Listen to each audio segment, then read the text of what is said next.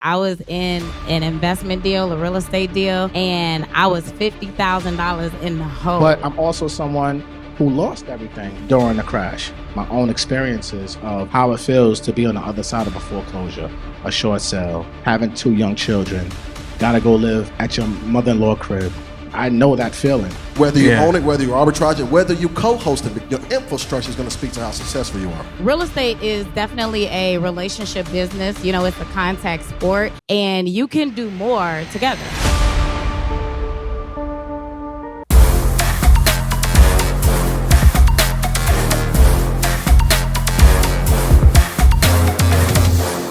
What is a big misconception people have about getting into real estate without the context of the process of really being successful in the space? I mean, that's life. Seriously. Sure. The process of getting into real estate, number one, you have to have a team. And so if you skip that, I mean, who knows, how the trajectory of that career is going to go. So that's going to be the first step, in that process if you're looking to, invest and get involved in things like that. But yeah, missing out on those steps can definitely cost you in the long run. Got you. So one thing I would like to know, and I think we all should answer this question, right? Because so many people in this room, they know what they want to do, but they don't really know how to do it, right? So we see a lot of, how many of y'all have seen entrepreneurs on social media killing it, and they living their best life, but they don't show you what happens behind the scenes of having to have that life, right? It might look fun on the internet, but you don't see how they're struggling underneath that or behind the scenes. We don't show the failures. Growing up, family reunions were some of the best times I ever had. And I wish there was a way for me to recreate that vibe. Because now I've expanded this platform and some of y'all feel like family. I was like, how can I create that with my rich relatives? Almost like creating a rich relative reunion. And that's exactly what we did when we decided to create Wealth Weekend. Wealth Weekend is a one-of-a-kind experience where you're gonna get world-class education, you're gonna have a great time with amazing entertainment, and of course, we're gonna provide amazing experiences like our sneaker ball, our award show, and our millionaire mixer where the networking is gonna be one to remember. So if that sounds like something you wanna be a part of and come celebrate with the rest of the rich relatives, make sure you click the link below to grab your spot for Wealth Weekend 2024. I can't wait to see you there. Now let's get back to the episode. So I think that we all should hit on what's some mistakes that we made in our entrepreneurship journey that turned into blessings because we got the lesson from it. Yeah. I'll start. So partnerships for me was a huge learning lesson. So much so that I am writing a book about all the lessons that I have learned. No, seriously. Yeah, I've learned through partnerships. Yeah. And real estate is definitely a relationship business. It's a contact sport. And you can do more together, right? We've heard about group economics, group investing, and things like that. And I still believe in that today. But I will teach and preach and yell to the top of my lungs the importance of contracts, conversations, that open dialogue, getting attorneys involved, right? Paying for attorneys. One of my very early mistakes came just because I didn't have an attorney, right? But I was young. I was young, and I was like, well, the person that I wanted to go into business with, I thought I could trust them, right? We like that word. How many of y'all tried to hire y'all family because y'all thought y'all can trust them, and it ain't work out too well, right? But yeah, definitely, partnerships, the importance of contracts, conversations. And literally what's so funny, just 2 weeks ago or 3 weeks ago, I actually fired an attorney to close on a deal. I hired another attorney, but I should have known that the first attorney wasn't my attorney when he sent me a Zelle request and didn't even send me an agreement. First of all, anybody in business still selling Zelle requests, they ain't got their back end together at all. Huh? So, and first and foremost, I was like, there's no, retainer or anything like that. But it's crazy. But that was a lesson. And that was a lesson that I learned years ago. And so that, it's still going on and happening to this day. Yeah, you said a lot, and I agree with all of it. One quote that I live by is, unarticulated expectations lead to premeditated resentments, right? Say it again, Turbo. I think they missed it in the back. Run Run that back, Turbo. I think they missed it in the back. Yeah, unarticulated expectations lead to premeditated resentments, right? So many people are unwilling to have the difficult conversations on the front end that end up being more difficult on the back end, right? Actually, one of my good friends in the room, and we have had to have some challenging conversations. He's one of the first people who have really helped me understand what that meant. Curtis Walls, he's over there somewhere. Yeah, and so we used to be roommates a long time ago. And being able to have people that you can just have those tough conversations with and get the hard stuff out the way, it actually makes it easier on the back end, right? And so I think that that's something that people shy away from. They get into partnerships and they think, oh, it should be 50-50 because it's two of us. Hold on now. Like, what are you actually bringing to the table, right?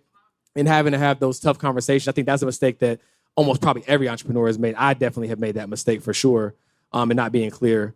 Another key mistake I feel like that I've made that everybody probably can benefit from is just really putting in the right systems, right? Like in order to, people hear the word scale and they're like, oh, I want to make 6 figures in a month, or I want to make 7 figures. But if you do it the wrong way at the wrong time, it can break your business, right? And so just understanding like what it takes to build something, right? I mean, we hear these analogies about foundation when it comes to real estate, but it's the same thing with building a business, right? It's like, okay, well, if I want to add on the bonus room and the sunroom and all this stuff, like, do I have the foundation that can support these add-ons, right? Do I have the right team? Do I have the right infrastructure? Do I have the right systems, the right software, the right talent? I think if you don't address that, that's something that can really put you in a bad spot.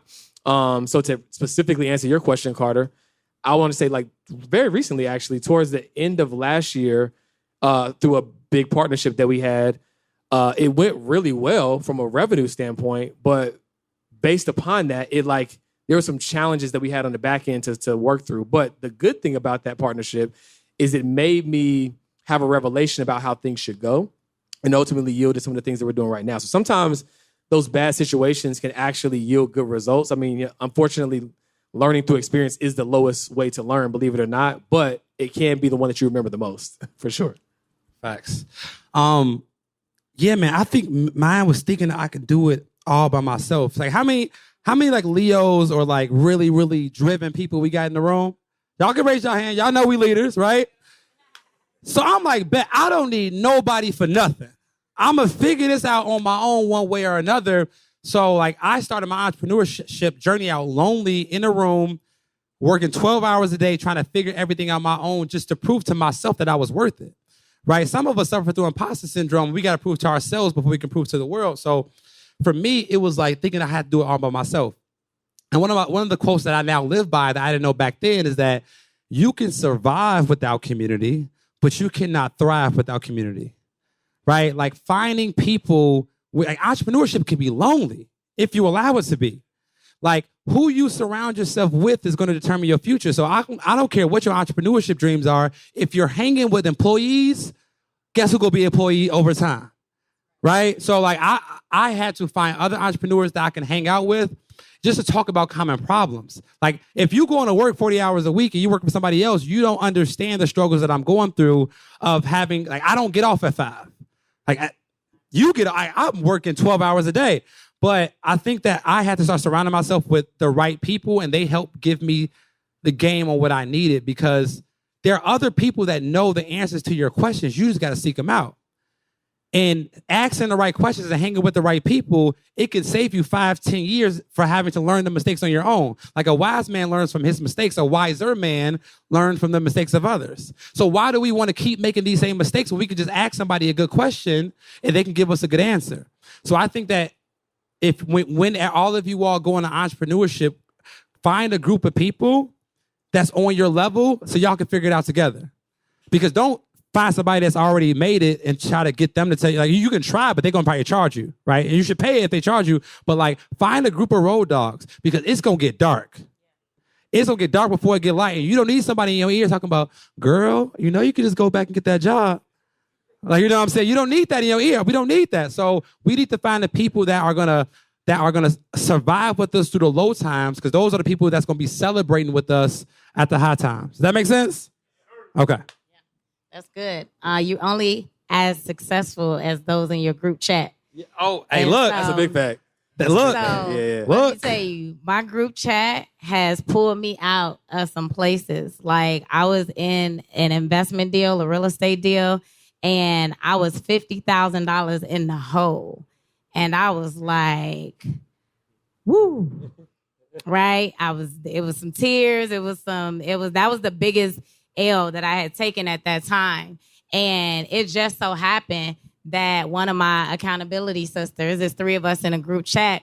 I come to find out after I'm, telling my sob story, she like, girl, yeah, that sounds similar to the situation that I had. And I was 100,000 in the hole. And I was like, woo. Perspective. So I was like, perspective. So then I was like, well, if she can do it and if she can get through it and I see where she is right now, then, I can get through that as well. Right. And then I also was like, you know what? God didn't bring me this far to only bring me this far. And I live a life of abundance. And I know my story does not end here. Whoa, talk about it now. Talk about it. At that point, Sure you don't want no Zelle for collection plate? Yeah, at that point in time, I instantly had to change my mindset because I was like, you either gonna hustle or you gonna fold, and folding is not an option. So I got to work. What's up, family? If it's one thing that I know is true, is that you can survive without community, but you can't thrive without community. And in order to build true community, you have to get in the right room with the right people. And so we wanted to create that room especially for you. This is why we have Wealth Weekend. This is gonna be a weekend experience where you're gonna get amazing education, amazing experiences, and amazing entertainment all in one weekend so you can become that first generation millionaire in your family. Because one thing I stand on is generational curses ran in my family until they ran into me. So my question is, are you gonna be that curse breaker for your family? And if you want to, you need to join Wealth Weekend. So click the link below and we'll see you there. Now let's get back to the episode. You only need one, right? Focus on that one thing. Like, let me ask you a question. And when I ask the question, I want you to say the number out loud. What's your freedom point? What's the number? Say it. 50 million. 50 million? Nah. You work right now? Yeah. Like a Hebrew slave. So what's your number that you need to fire your job? 150,000? That's what? 12,500 a month? Mm-hmm. Focus on getting the 12,500 a month consistently. Mm-hmm. So that way you can fire your job and buy back your freedom and be able to do whatever it is you need to do. And you don't need to do 100 different real estate strategies to do that. You just need one, right? So short-term rental, long-term rental, I don't give a do something. No, I don't really care. To be honest with you, everything is a tool, right? You want to do short term, that's the way for you, cool. You want to do long term, that's the way for you, cool. You want to burn strategies, cool. I don't care. Yeah. It doesn't matter to me. What matters to me most importantly is, can you afford whatever you're doing? Mm-hmm. Are you going to be a foreclosure away? Are you going to be house rich or cash poor? Right? Because eligibility and affordability are two different things. Oh, that's good. Talk about it. It's easy for me to get you a loan. On paper, you look great. We're the bank. We don't care what you look like after taxes, your child care, your utilities, your car insurance, your brunch on Sundays. You go to Atlanta, you got to get hookah. Like, you want to go to InvestFest, it's going to cost you. You got to travel. We don't care about that. We care about what's your gross if you're a W-2, but you live your life on your net. So you have to make sure that just because a bank can give you a mortgage doesn't mean you really can afford it. So that's what's most important to me, because I'm a person who, I came in this during the Wild Cowboy days. You only needed a pulse to get a loan. Oh, we was killing it. So if you watch any of these movies, I was that guy giving the loans. Giving the loan out. Oh, hell yeah. Giving it to the dog, like, yeah, your dog name, but we can fund them too. He's the co-borrower. You know what I'm saying? He's the co-borrower. He lives there, right? Put him on the application. Put his paw down the sign. We out, right? But I'm also someone who lost everything during the crash. So I understand firsthand, just from my own life, my own experiences of how it feels to be on the other side of a foreclosure, a short sale, having 2 young children, gotta go live at your mother-in-law crib, right? I know that feeling. I know how, what Biggie said, I know how it feels to wake up fucked up, pockets broke as hell, another rock to sell.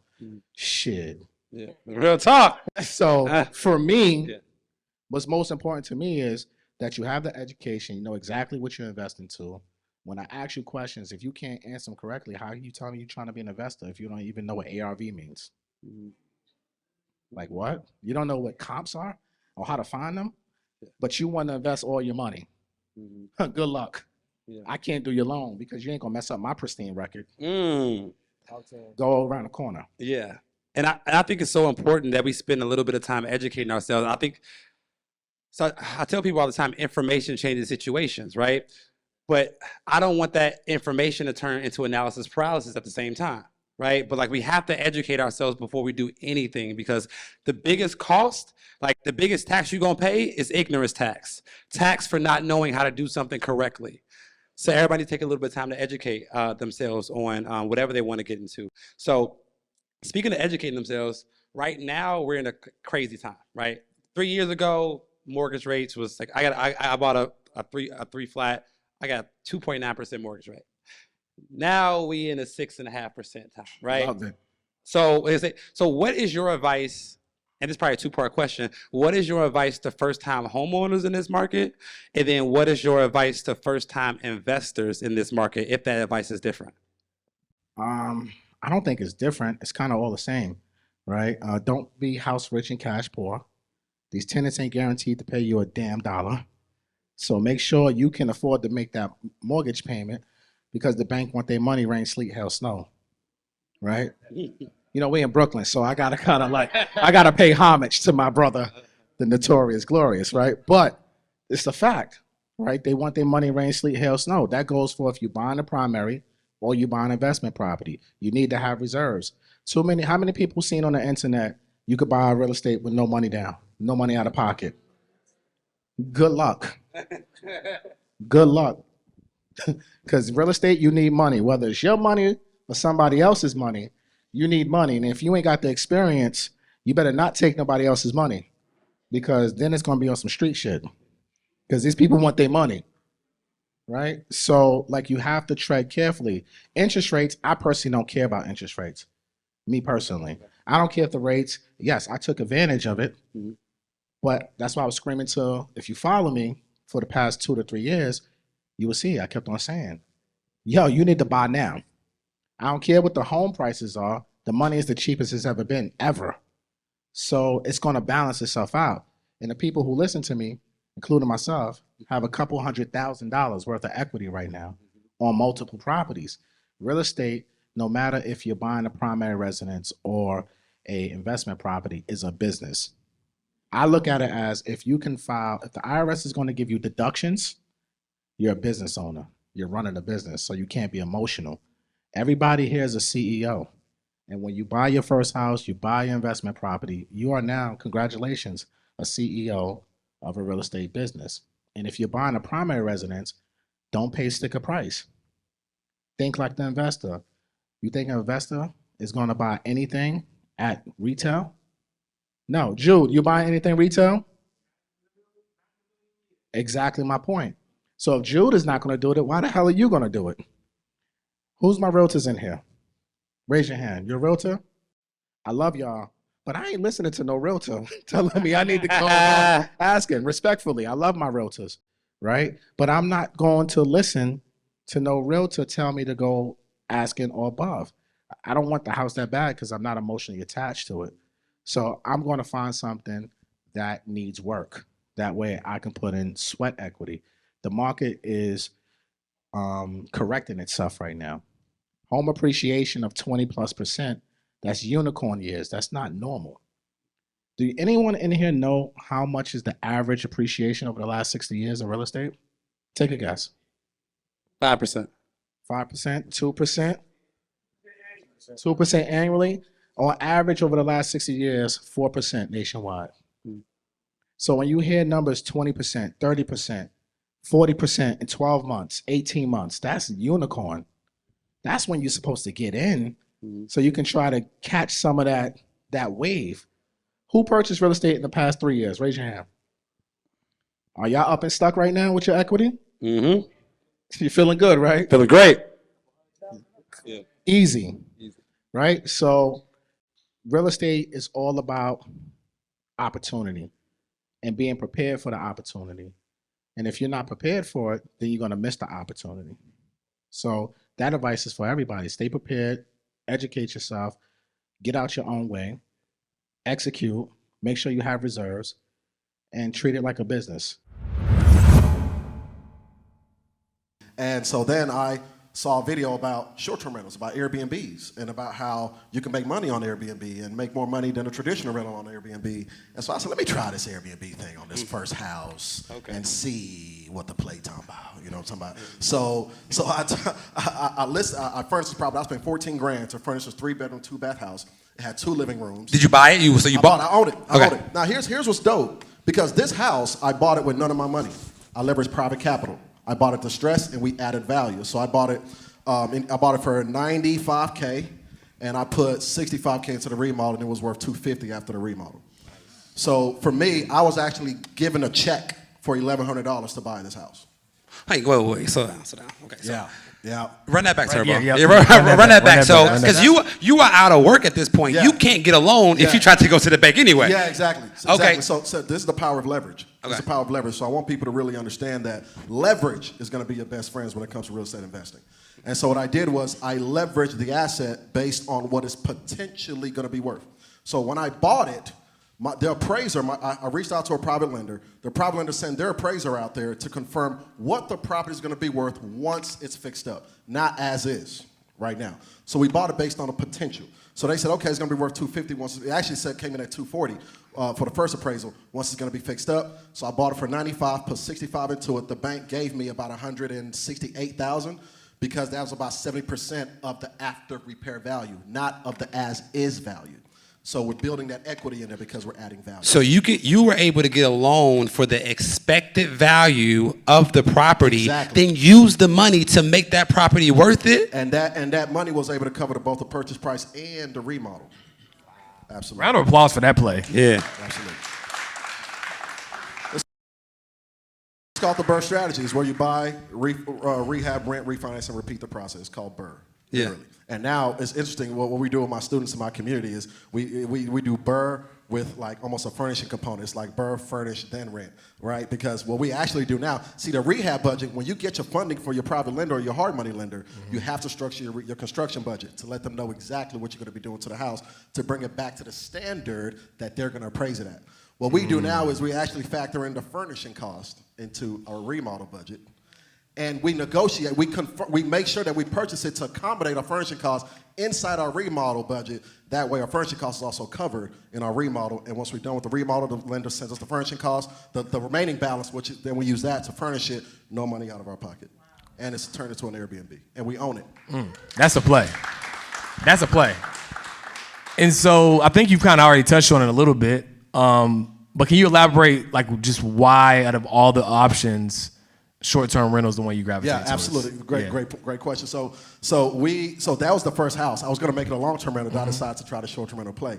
I remember I listed the property. I spent $14,000 to list this to furnish this property, and I remember I listed it, and I listed it just with cell phone photos. The professional photos hadn't even showed up yet. I took professional photos. The same day I took professional photos, I listed it with the cell phone photos, and I'll never forget. Somebody just sent an inquiry. It wasn't even a booking. It was just a question. The level of excitement. My very first listing, and it was like, oh well, does this have this? And what they were asking questions about. Hey, can you send us a picture of the backyard? I said, oh yeah, I'll go get you a picture of the backyard right now because I didn't get a picture of the backyard for some random reason. So I was like, yeah, it's ready. Book it. It's beautiful. It's a nice property.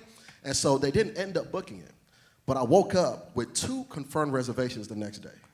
And when I ran the numbers, and I said, man, even at this price point, because I wasn't even priced top of the market, because I wanted to get people in there, so I priced it below market. So I said, even at this price point, I'm still looking to, at minimum, 2x what I would as a traditional rental. And so I said, okay, there's something here with the short-term rental strategy. Then I got educated, then I learned that you didn't even have to own it. Yeah. So I said, okay, well, I don't have to own it. I can rent it long term, then resell the use of it short term. This is what's considered rental arbitrage. Yeah. And so this is the arbitrage place. So what I started doing, I started burning both ends of the candle. I will leverage private capital, hard money capital, buy another property, fixing it up. While I'm fixing it up, I'm picking up arbitrage units. Buy another duplex. While I'm fixing it up, I'm picking up arbitrage units. So the interesting thing about the short-term rental strategy, what I'm talking about right now is ownership versus rental arbitrage. And I'm doing both. Now, what's good is that although the means of acquisition is different, the means of execution is the same. And so the same foundation. Yeah, you just gonna glaze over that? I was about to say, slow down, man. The same foundation is what you need, whether you own it, whether you arbitrage it, whether you co-host it, because there's another strategy, co-hosting, where you don't own it, you don't arbitrage it, but you're managing somebody else's unit. You're just facilitating somebody else's right to manage it. So no matter which play you run, your infrastructure is going to speak to how successful you are. Got it. And y'all do understand the different methods that he mentioned, right?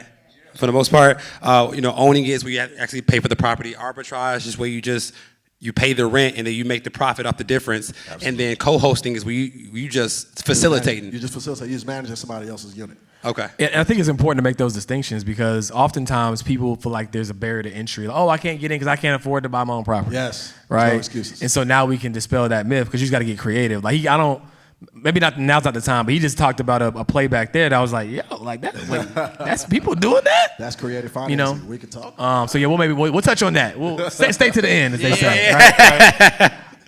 And so, what are some common misconceptions that you would say about the short-term rental space, right? Because online, people like anything else, right? They sell the vacation, not the travel experience. They don't talk about TSA and all that. It's like they just say, short-term rental is amazing, right? I can list my property on Airbnb, it'll be rented You out see somebody in another country, with the infinity pool, like my Airbnb is paying for all this, but we know that's not always the case, right? So what are some kind of misconceptions that you've seen? Because you've been in the space for a little while. Oh yeah, very common is that people think that stuff is sweet here in the short rental space. Because understand that it's nowhere near what it was like when I first got started back in 2017. Yeah. See, back in 2017, I could have picked up any couch from the street and any mattress and made money on Airbnb. Why? Yeah. Because it was still such the thing to do. It was still so new at that time, and it wasn't even public at that time. Airbnb was still like still going through its market penetration in the marketplace. So now times have changed, and with time changing, expectations have changed. And so people expect a different type of product now now more than ever. This is why your emphasis on design is going to be very crucial to your success. The message hit me that I do not want to pay rent. I need to be a homeowner. Yeah. So now let me go into more dabbling into what you said, how it actually got to me. When I got a job, now I said, okay, I just was paying rent. I got this job. I want to buy properties. But I'm in a place where I didn't have the mindset yet. I went to work for someone, and now I'm at this place going, man, I don't like it. I got to get up this time. I'm going around. I'm going to work. I said, wow, I want to get into this real estate game. I went to look at my first property in 95 with 2 people, which is a key thing, and I like to mention that. You must surround yourself by like-minded people when you're trying to do something, or you'll never complete anything you're trying to do. I say that all the time. You got to get in the right room. Right room. I went to see this property. I had 100 reasons why I should buy it and 1 reason why I shouldn't. I took them 2 with me, and they found that 1 reason you shouldn't buy it. This neighborhood. And I said, wait, he's want to sell me 2 brownstones for $350,000. But it was crack. It was this. In New York? In New York. So this was back, like I said, in 95.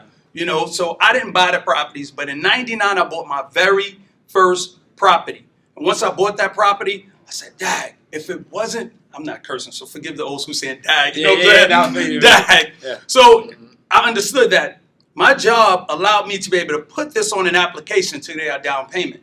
My job allowed me to be able to make payments so I could get my credit score up. My job allowed me the days off, the sick days, the holidays to go do closings, do inspections. I said, damn, technically this job is my business partner. This job allowed me everything, the benefit to get this property. So once I got that in my head, I said, okay, cool. Now what's my next step? I want to get more properties. But the cash flow didn't kick in until I started making that cash flow. And I said, nah, I'm good. Let me hang out and enjoy my life.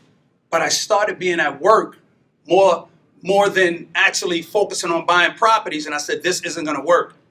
I started gutting that brownstone. I'm at the brownstone location. I ripped everything out this brownstone. And I said, okay, Storm, you're doing all this great work.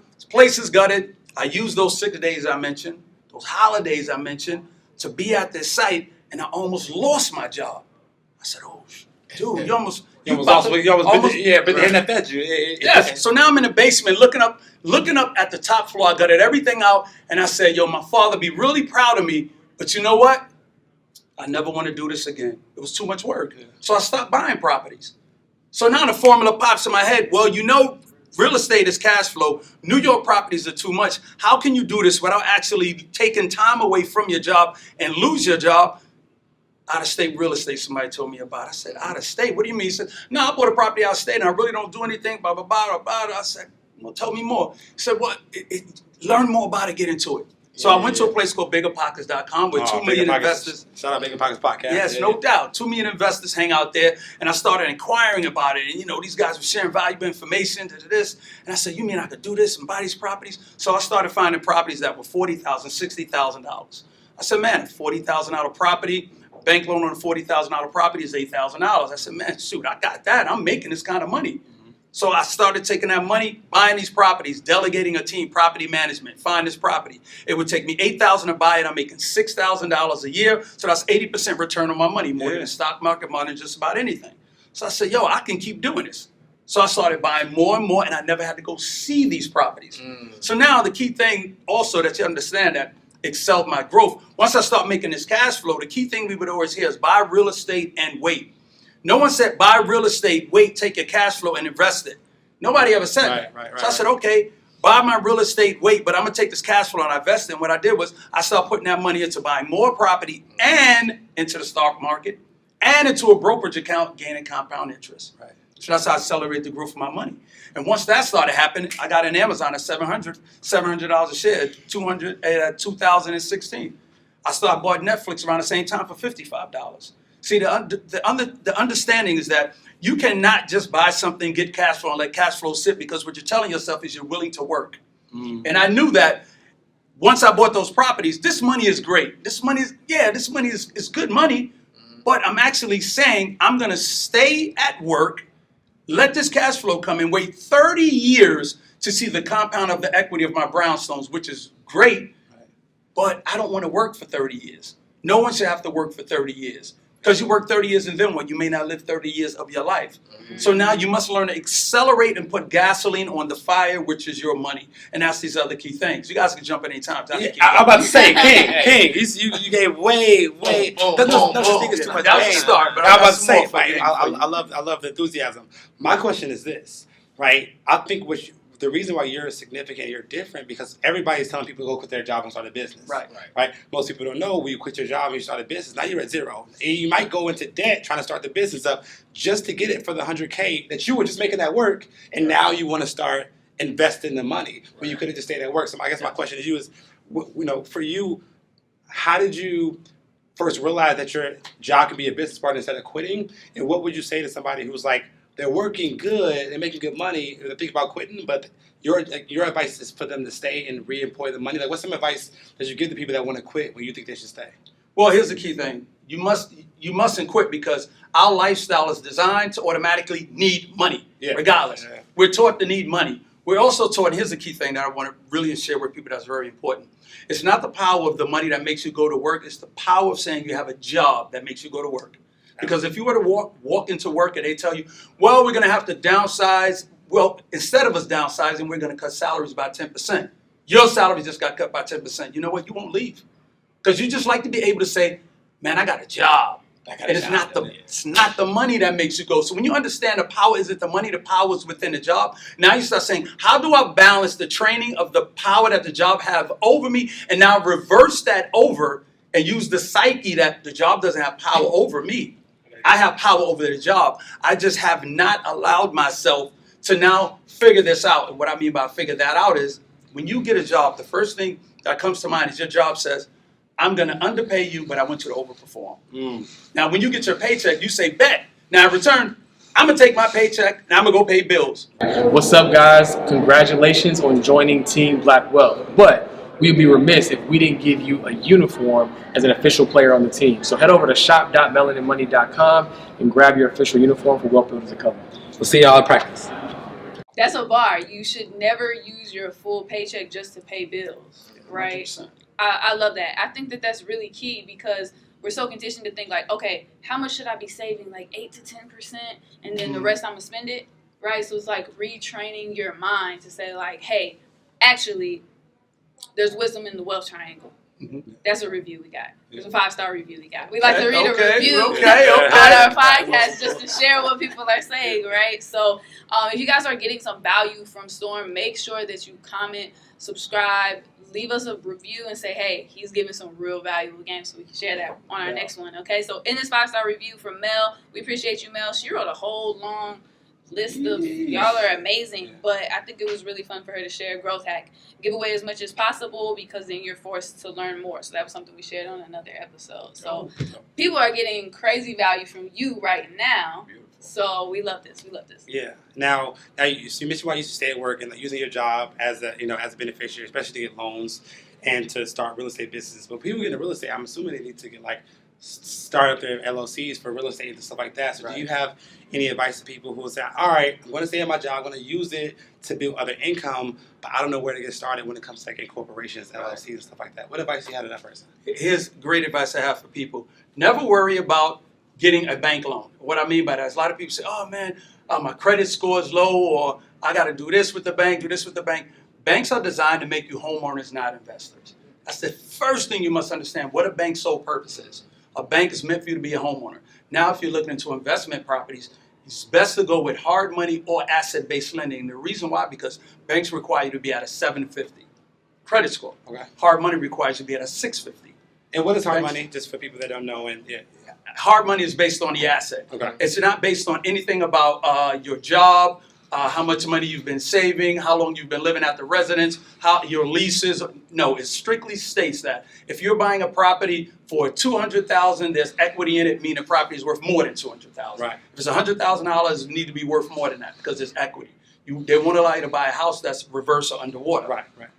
So the key thing is now that you want to buy this property, remember, all you need to have is a 650 credit score, 20% down payment, and money that's been in a bank account for 3 months that's been seasoned. Seasoned means that it's been sitting for 3 months. It doesn't have to be in the LLC bank account. It can be in your personal account. It can even be your 401k, and they will allow 50% of your 401k counts towards that to show that you have money. So these are a lot of things that the banks want to allow you to do on that front there, right? So now here's another key thing I teach, which is very important. Please understand the metrics I'm about to give you about the LLC structure, because it's something I get tons of messages takers about. are money makers. All right, No doubt. Now, first thing that I require is a system I developed called the 3 must-have LLCs. When you buy a property in LLC, that's your acquisition LLC. So you want to continuously buy properties in one LLCs. I know a lot of people say, oh, you get a different LLC for each property. But what you're not doing is building up the credit history of that LLC. Talk heavy. So that one LLC there needs to build up credit history. So when you now get into the bigger leagues, you say, okay, I want to get a $500,000 loan, a $2 million loan. I have over $3 million in loans out on one LLC. So I can make a call and get $10, $20 million easy. But if you say, I want to get me, I need a $2 million loan, they say, okay, show us a credit history to LLC. You go, well, I'm going to get a new one. They go, well, that's not history. Yeah. Now, how do we know you can cover that? Well, I have a bunch of other LLCs I'm making payments on. Okay, well, show us your ownership of all those LLCs. Show us that you don't have partnerships less than 41% of those LLCs. It needs to be a certain percentage. See, that's too much work. But now if you have one LLC, all of those are making the payments. Now you're easy to acquire more money. So now what you do is that one LLC, you're going to have acquisition, holding, and property management. You're going to remove that property into a holding LLC to hold that one for security and for privacy. A holding LLC means strictly that's an LLC in an anonymity state. Anonymity states means that no one can look at your name and no one can find out who owns the LLC. We hear about these in the movies all the time. This money is in a shell company, a holding company. It's the reason why you hear these rich people throw these words around, because it means something. We just have to understand that. When your property is in there, if someone tries to sue you or falls in front of the LLC, first thing they say is, okay, let's see who owns the LLC. Oh, it's in an anonymity state, which is Wyoming, Delaware, I was gonna ask you what Nevada, okay, gotcha. Texas. I'm quite sure there's a few of them. Yeah. But, just look it up. You'll get all of them. Yeah. Once it's in that holding LLC, they say, we can't find who owns it. We can't find the person. Oh, wow. So you know what? We just have to go with regular insurance. Because what you did was the person would say, well, you got all these acquisitions in the LLC, but what about liability? Yeah, that was my thought. Why you would immediately solve for that with the putting it in a holding company. right? So now I'm gonna give you another gem. People always say, well, I have it in LLC already. Why would I need to put it in a holding? Reason why you put it in a holding in an anonymity state, key reasons. Because if someone falls in front of your property and it's in an LLC, yes, you're protected. You're protected personally. But your LLCs are in the. But the LLC will be sued. Because the properties are in the LLC and they'll be able to take all the equity out of all the properties. What they will do is, and this is why you have a property management LLC, you never collect money or rent in the same LLC as you have the property. You open up another LLC, property management, in the state you live in, because you will be filing taxes. Taxes add up to about an extra 7 to 10% of my returns every year in money. I don't pay taxes, taxes pay me. Now let me give you something else, really. I'm trying to get all the hot gems out at you. Whoa. I don't pay taxes, taxes pay me. That's a bar, and I'm going to borrow that bar. We might have to get a Patreon episode, because this is too much sauce. Yeah, I know, man. I gotta stop. Take a deep breath. So did you learn this from experience, or somebody taught you? Well, here's the key thing. I always have mentors, and I tell people, just like in a dictionary, the word mentor comes before money. Get yourself one. Right? I had me a mentor. I had me a mentor who definitely gave me a lot of information, but he didn't really school me on the LLC structure. What's going on, guys? My name is George Achampong. See you inside. What that come from is me just being obsessed with math and numbers. I was big on chess, backgammon, poker, things like that. And I understood, well, if I have my LLC doing this, and then my LLC could do that, and my LLC could do this. And see, I don't want to jump ahead because there's something great I want to mention about what you said, but I want to remind me because I want to give you the other let you get back in your ride. So taxes, so 7 to 10% taxes pay taxes you. Pay me. Now, property management LLC. So remember, I broke down why you need an acquisition. I broke down why you need a holding. And the reason why you need it in anonymity state, for those of you who say, well, I could just have an LLC in any state. No, because if someone sues the LLC and now you say, I have an LLC and it's in this state, not anonymity, they can type in and say, oh, wow, we can't sue the LLC, it's protected, but who owns the LLC? Oh, man, Storm owns the LLC. Now they can place a civil suit on you outside of the LLC and come get you. See, people, there's a lot of moving parts in this that we need to understand. And this is why I tell people properties are not properties, they're assets. And I run my business as an asset-based business. Because if you look at it as a property, you're going to go, well, you know what, I just buy an LLC and I'll collect the rent. No, I treat it like a business. Right? So remember, we have those threes. Property management needs to be in the states you live in because you file on taxes. Holding, anonymity, acquisition, you make your first purchase. After you purchase, you place it in a holding. Now, what I want to do is go to some key that this young lady mentioned while it's still fresh on my brain. Now, there's a thing called a living trust. I'm big on legacy, very, very big on legacy. I definitely I cannot stress how important it is for us to create a legacy with whatever we're buying. We're buying properties, we're buying all these assets. What you need to do now is be able to take these assets, put them in a trust to give to your legacy.